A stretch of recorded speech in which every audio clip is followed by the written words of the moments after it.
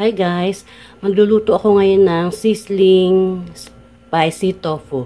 Ang ingredients lang natin ay parsley, sibuyas, bawang, at 2 sili, labuyo, daon sibuyas, bell pepper, and mamasitas oyster sauce. And then, ito na yung tofu natin. Naiprito ko na siya. Iniwa ko siya ng square-square. At saka, 3 tablespoon mayonnaise. Siyempre, ang aking favorite, black pepper, sugar. Yan ang mga kailangan natin para makapagluto tayo ng spicy sizzling tofu. Yung oyster sauce, ano siya ha, 2 tablespoon. Unahin natin ang bawang. Hintayin natin mag-brown-brown konti.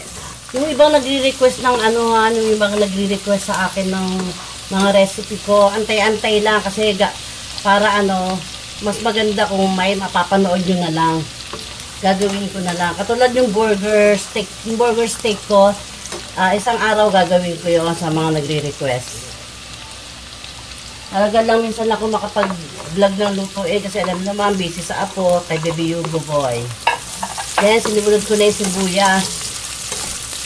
Sulutuin pa natin konti yung sibuyas. Tignan natin yung sili para kumapit na yung anghang. Yung sili.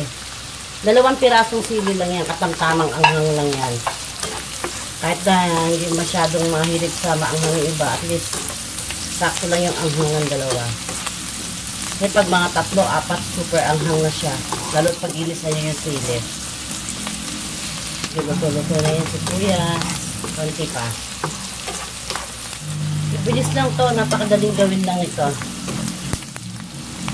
Then, hulog na natin tong tokwa. Ay, tofu pala. Tofu, tokwa, parehas lang yan.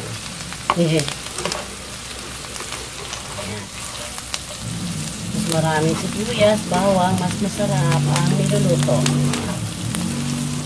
Hulog na natin yung dahon sibuyas. Dahon sibuyas.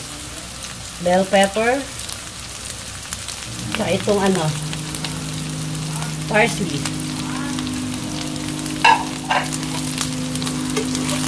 Hintayin natin maluto-luto konti. 3 tablespoon ng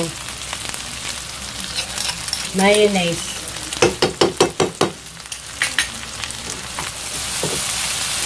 Black pepper. Black pepper.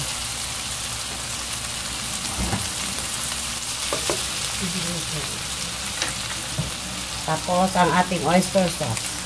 2 tablespoon din. Yan. Igigisa nyo lang lahat. Sabay-sabay na yan.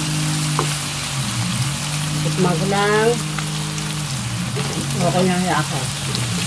Yan. Ganyan lang kasimple ang sizzling tofu. Sakto lang yung anghang niya. Sakto yung tamis. Yay! Thank you! Yay! Ito na ang ating sizzling spicy tofu. Super sarap siya. I-try nyo. Salamat sa panonood.